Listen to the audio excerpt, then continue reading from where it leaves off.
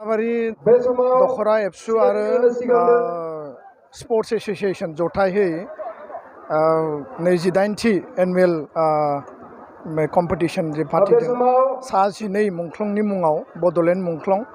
आरो बे देग्लाय 28थि जाबाय। गिबियावनो आङो सा 12 मुंख्लंनि सोरगोआरि जिउमानि आलो गोजोननि थाखाय आनान गसाइनियाव आरज गाबदों।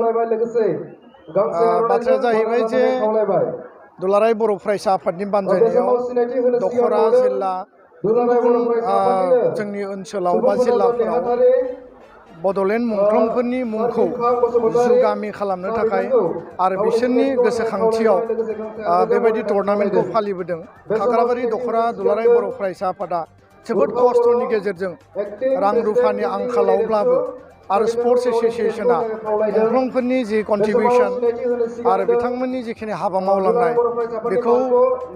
जुगामि खालामनो आरो बिथांमोनखौ गोसोखां माने जेब्लाबो गोसोखांबाय थानो थाखाय मुंख्लं नखरनि बाय बाहागिखौ लिंहरनानै बे गेलेनायखौ माने खुंफुंबोबाय थादों आरो बेयाव बे ओनसोलनि गोबां रोजा रोजा रायजोफ्रा बाहागो लाबोदों, मदद होबोदों, सुंथाबोदों आरो बे गेलेनायनि गेजेरजों मुंख्लंफोरनि जिखिनि कन्ट्रिबिउसन बेयो मोनसे रिकगनिसन मोनबाय आरो लोगोसेनो ओनसोलाव गोजोन खौसेथि अनलायनाय बे बांदों आरो मानसिफोरनि गेजेराव स्पर्ट्सखौ लानानै जिखिनि मोनसे उत्साह आरो गेलेनायजोंनो मोनसे केरियार दानो हायो आरो गेलेनाया अकल गामि लेभेलावल' नङा, state level, national level, international लेभेलाव जोङो स्पेस लानो हायो। इन्टारनेशनेल गल्ड मेडेल मोननाय बा अलिम्पिक गल्ड मेडेल मोननाय, ब्रन्ज मेडेल मोननाय, सिलभार मेडेल मोननाय इन्डियाआव दिनै गोबां दङसै। नर्थ इस्टआवबो मोनदों, आसामावबो मोनबोदों मेडेल आरो गवाया हायोब्ला दुर्गा बर', हलिचरन नार्जारी बिथांमोनाबो दिनै स्पर्ट्सआव गोबां मुं खामायनो हादों। बर' जानानै बिथांमोना नेसनेलखौ रिप्रेजेन्ट खालामदों आरो खाग्राबारि ओनसोला बा भेरगाव ओनसोला स्पर्ट्सनिनो मोनसे जायगा, खारन बेयाव प्रमिला दैमारि, सन्जय बर' आरो भाग्यबती कसारीमोन बायदि आगोमा माने स्पर्ट्स टेलेन्ट थानाय जोंनि फिसाफोरा जोनोम मोनदों आरो बिथांमोना गावबा गावनि गेलेनायजों टेलेन्टखौ आरो बिश्व दरबाराव दिन्थिफुंनो हादों। दा बेखायनो दुलाराय बर' फरायसा आफादा थांनाय 4 सेप्तेम्बराव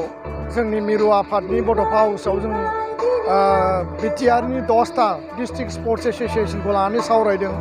गेलेनाय बिथिङाव आरो बेखौ सामलायनायाव बिथांमोना मा जेंना जेंसियाव गोलैनांदों आरो बिथांमोननियाव मा आइडियासफोर दङ। फारसेथिं आसाम फुटबल एसोसिएशननि नेहाथारि हेमेन्द्रनाथ ब्रह्म बिथांखौ जों लिंहरदों, डक्टर सुभाष बसुमतारी रिजनेल जोंनि स्पर्ट्स अथरिटि अफ इन्डिया बिनि फर्मार डाइरेक्टर आरो बिथांमोना माखासे आइडिया होदों। आन्डार 13 एबसुआ खुङो, जिल्ला लेभेलाव, आन्चलिक लेभेलाव मिरुआ बेखौ खुंगोन आरो लोगोसेनो नभेम्बर दानाव जोंनि बर'नि गासै गुबुन गुबुन जिखिनि आर्सारियाव, फुटबलाव, भलिबलाव, काबादियाव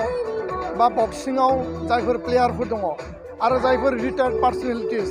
आरो गेलेनानै जायफोरा मुं खामायनानै दिनै रिटायारमेन्ट लाबाय बिथांमोनखौ लिंगोन आरो जायफ्रा गेलेबाय थादों बिथांमोनखौ लिंगोन आरो सानथाम सानब्रैनि मोनसे नेसनेल जोङो स्पर्ट्स कनक्लेभ मोनसे हाबाफारि जों लागोन आरो बेयाव गुवारै आरो गोथौयै गेलेनायनि बिथिङाव बिश्व दरबाराव बर'फोरखौ मेक्सिमाम लेभेलाव लांनायनि थाखाय जोङो परिकल्पना खालामनानै सरकार लेभेलखौबो जों नारसिनगोन आरो जोंनि लेभेलावबो इनिसिएटिभ लागोन। गोजोन्थों।